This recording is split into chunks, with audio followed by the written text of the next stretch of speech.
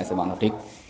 1 2 3 4 सहाभाज्य संख्या क्या? सहाभाज्य संख्या। हमारे पास टीएलएम है, उस टीएलएम की सहायता से आप लोग उस गतिविधि के माध्यम से पता करेंगे कि वास्तविक में सहाभाज्य संख्या है कि नहीं।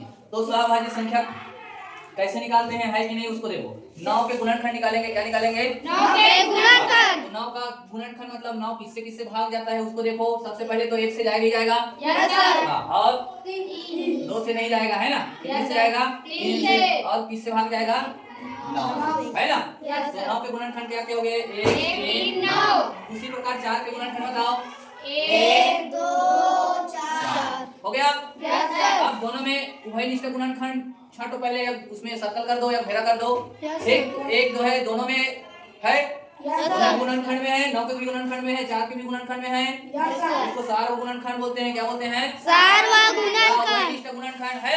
Yes sir. तो यदि क्या? यदि 9 और 4 या दो संख्याओं के गुणनखंड में एक के अतिरिक्त और कोई सार्व गुणनखंड ना हो। क्या?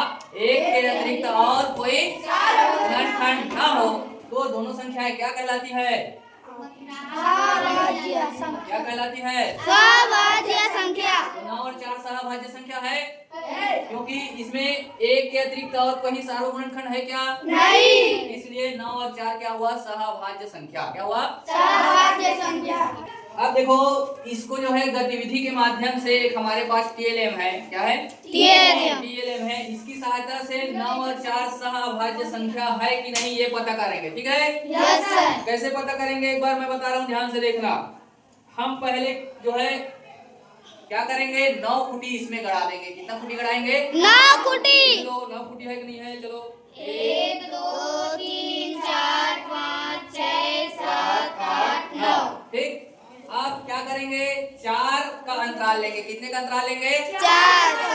हाँ, तो जिसमें बंधाया है उसको नहीं गिनना है, जिसमें बंधाया है उसको नहीं गिनना है। इसमें बांधे हैं तो है ना, यहाँ से नहीं गिनना। 1 2 3 4। अब ये 4 में ऐसे बांधना है। समझ आ गया? Yes sir. उसके बाद फिर वहां से गिनना है 1 2 3 4। फिर ऐसे बांधना है। समझ आ गया? Yes sir. और यदि सभी में बंधा गया, सभी में बंधा गया बिना रिपीट हो, क्या बिना रिपीट होए दोबारा उसी में नहीं बंधाना चाहिए, तो वो होगा सहाभाज्य। क्या होगा? सहाभाज्य।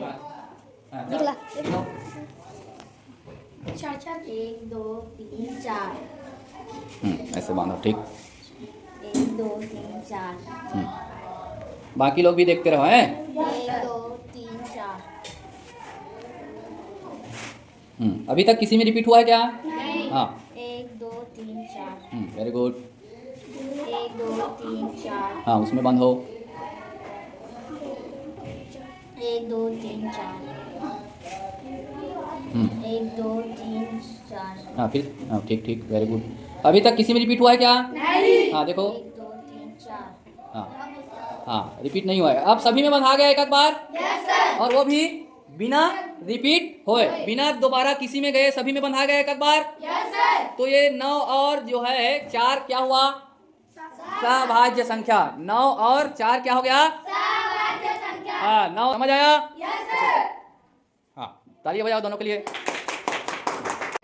हाँ, देखो, अब हम पता करेंगे 9 और 3 सहाभाज्य है कि नहीं। क्या 9 और 3 सहाभाज्य है कि नहीं? तो गुणनखंड से तो पता चल रहा है कि 9 और 3 क्या है। 9 और 3 जो है सहाभाज्य नहीं है। 9 और 3 सहाभाज्य नहीं है। क्योंकि इसमें जो है 1 में भी सर्कल है और 3 में भी सर्कल है। 1 में भी सर्कल है और 3 में भी सर्कल है। 3 सहाभाज्य संख्या नहीं है। अब ये गतिविधि के माध्यम से लोग बच्चे लोग दिखाएंगे। चलिए दिखाइए। काम करना है कि 9 खूंटी हमको लगा लेना है। कितना खूंटी लगा लेना है?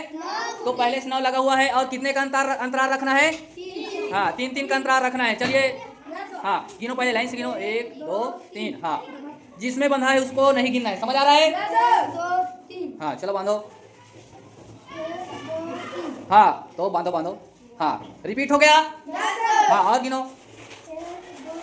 फिर से रिपीट हो रहा है। हाँ, और गिन के देखो तो। फिर से रिपीट हो रहा है। मतलब ये दोनों जो है 9 और 3 क्या संख्या नहीं है? क्या संख्या नहीं है, क्योंकि सभी में एक एक बार बंधाए बगैर ही रिपीट हो रहा है। हाँ, वेरी गुड। चलिए ताली बजाएं लोगों के लिए। बजाओ ना यार।